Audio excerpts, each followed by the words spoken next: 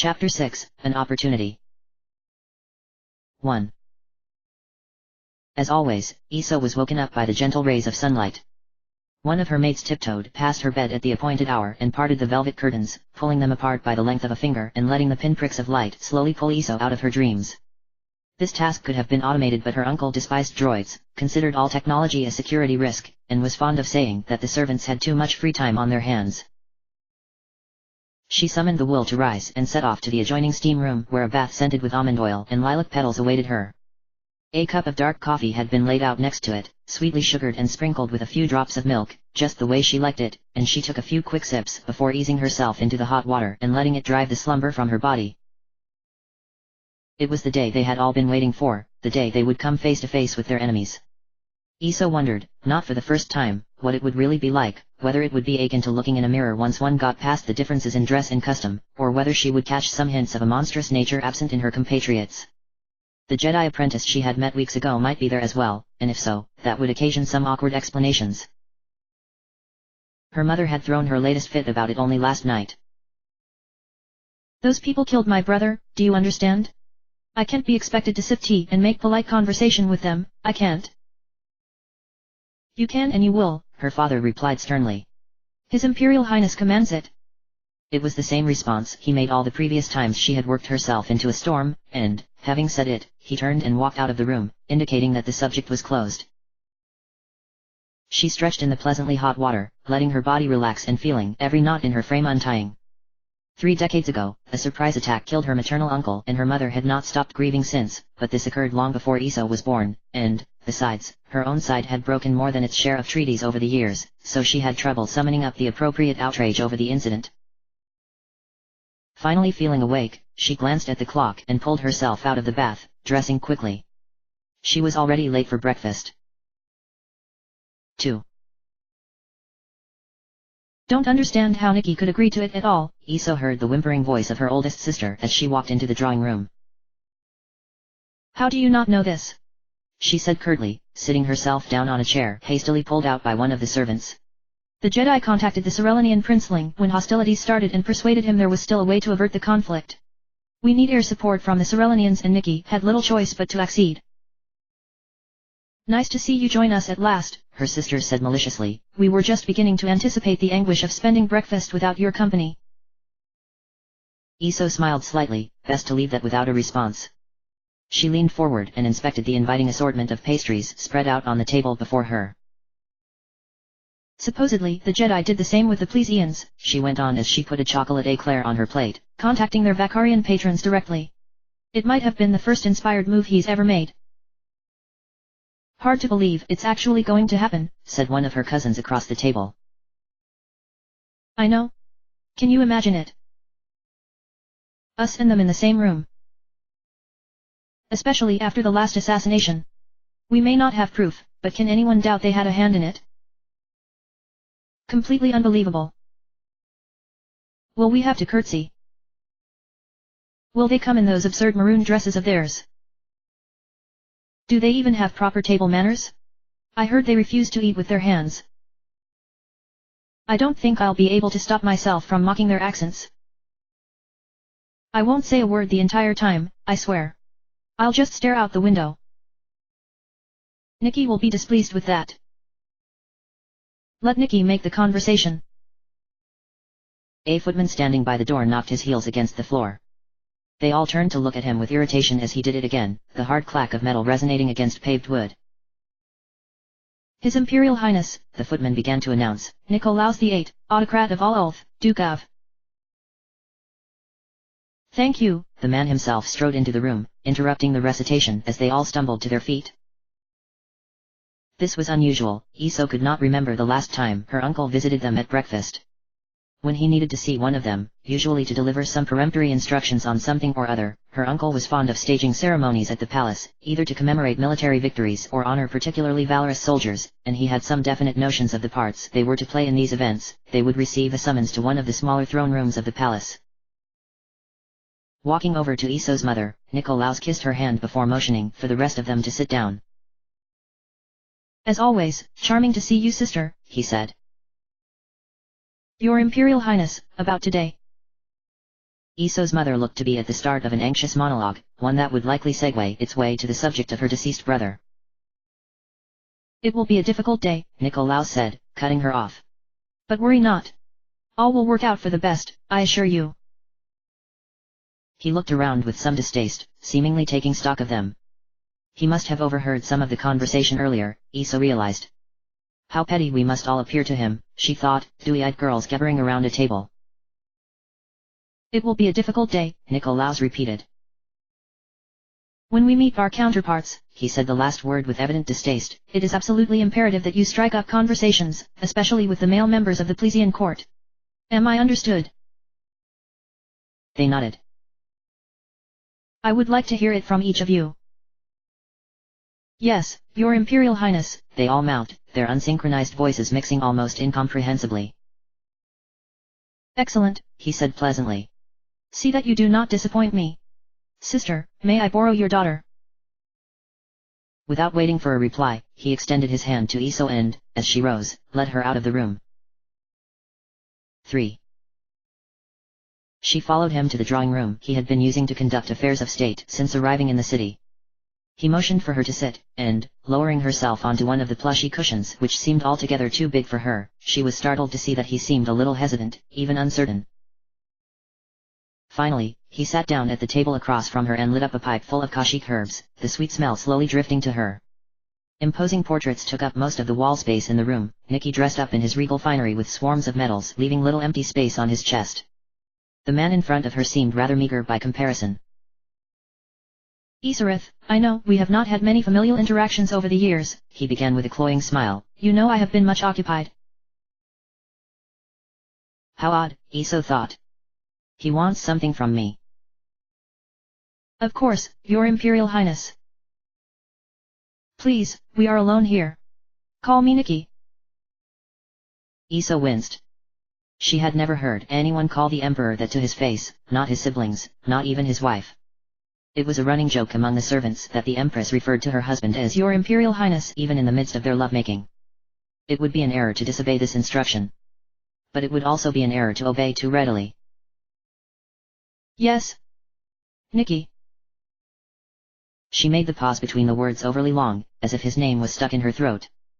He leaned back in his chair, apparently satisfied. Many here were upset about your excursion the other day, he said easily, but not me. Why, I did far worse when I was your age.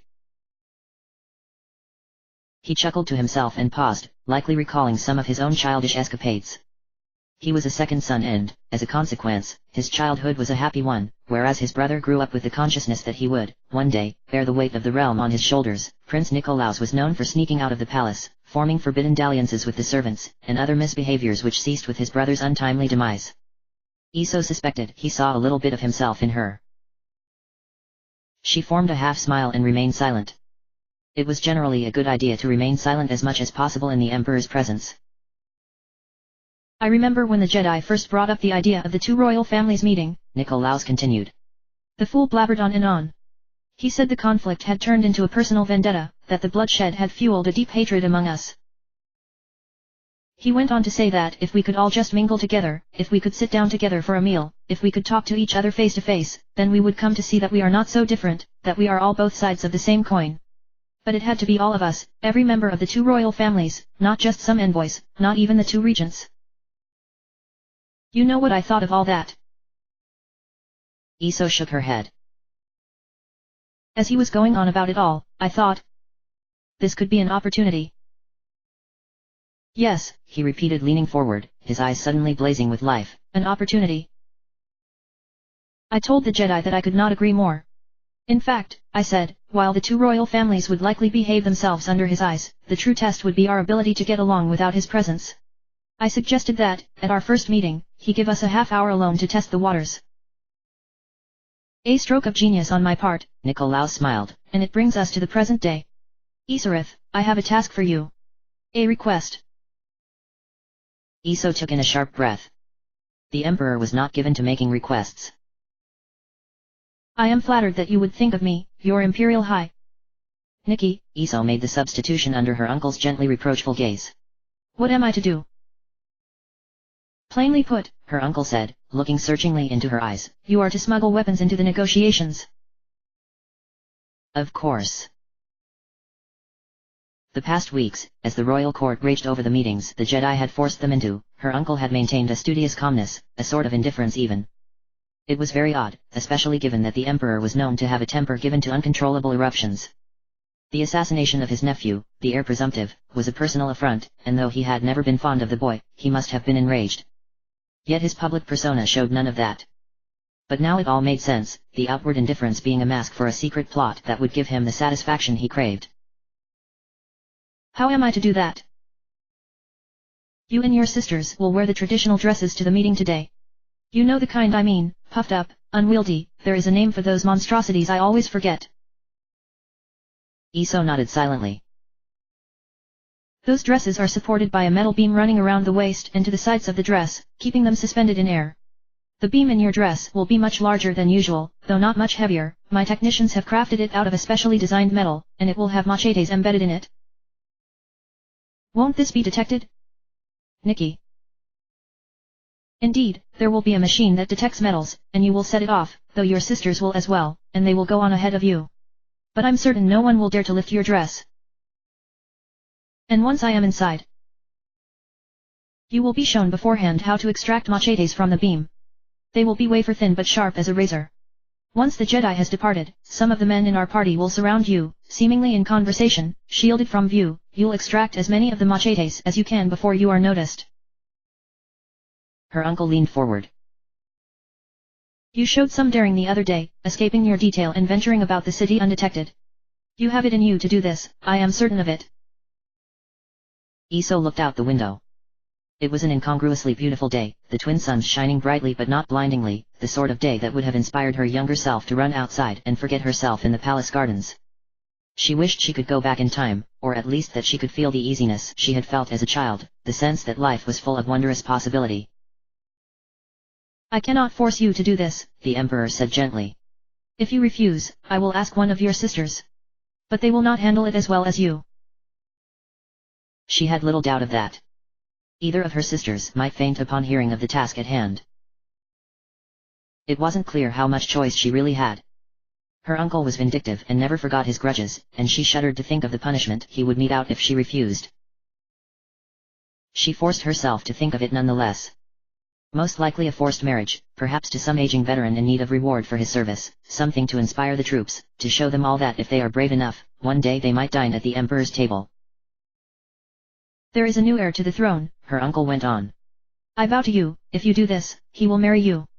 You will be the next queen of the oath. She had to stop herself from wincing. This was not a reward she had any desire to receive. And what of afterwards? She asked, wanting to change the subject. After they are all dead. Afterwards, we will win, her uncle said confidently. This war would have petered out long ago were it not for the duty the two monarchies command. Once only we remain, we will draw upon that. We will take over the Plesian kingdom without firing a single shot, he continued. Oh, it will not happen overnight. First I will call upon whatever government emerges to acknowledge my claim as regent of the planet. Our two dynasties branched from the same root and they will not be able to deny me. Then I will make a tour of the Plesian kingdom. Step by step, I will remind them of their sacred responsibility to me. It will help that they will be very eager to avoid a war. What were her options? Even before her fate would be decided there were more immediate repercussions. If she declined, her uncle's plan would likely fail, she was sure of it, her sisters would not have the nerve to refuse and would crumble under pressure. If she agreed and all went well, she would be complicit in the murder of how many people? 20? 30? On the other hand, if someone were to win the conflict, victory would not come without casualties. You hesitate, the Emperor said, narrowing his eyes. She never had much occasion to think about the war, strange as that may sound. It was not something that she could affect, even slightly, and, regardless, honest conversation on the subject was impossible, one had to toe the line or risk punishment even as a member of the royal family. It seemed better to focus her attention on other matters. She tried to draw on all the political knowledge she had, all the bits and pieces she had heard and cast aside without a further thought. What of the Jedi Master? She said, stalling for time. her uncle replied. We agreed that he will wait in the temple garden with his retinue while the two royal families are left by themselves. Once we have all mingled, we will walk out and join him there. That was to be the plan. The garden is quite some distance away. The Jedi possess many powers, but teleportation is not among them. Once he realizes something has gone wrong, he will rush back, but when he arrives, I intend to present him with a fait accompli. I thought the Jedi could read thoughts, Iso countered. Her uncle shrugged. I have heard it said that Jedi powers work best on those whose will is weak. If this Jedi could read my thoughts, he would not have bothered with the negotiations to begin with. It seemed as if her uncle's plan might work. Would it be so bad if it did, Iso wondered? She tried to strip herself of all emotion and lay out the facts clearly in her mind. Victory by one side is preferable to interminable war. Certainly. As things stood, there was no end in sight to the fighting, the present ceasefire a lull which would soon come crashing to an end. The best solution would be a negotiated peace, but the best solution was not on the table, would never be on the table. Regrets? She would have them either way.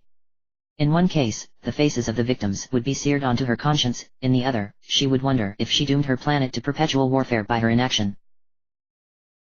Better us than them. Better for her, at least. We are no worse than they are. The media was full of stories of Plesian atrocities, children and civilians dying in raids, innocents jailed for crimes they did not commit. Necessary propaganda, she once heard her father call it. He explained that since most people on either side of the conflict had family on the other side, it was imperative to keep up popular support for the war.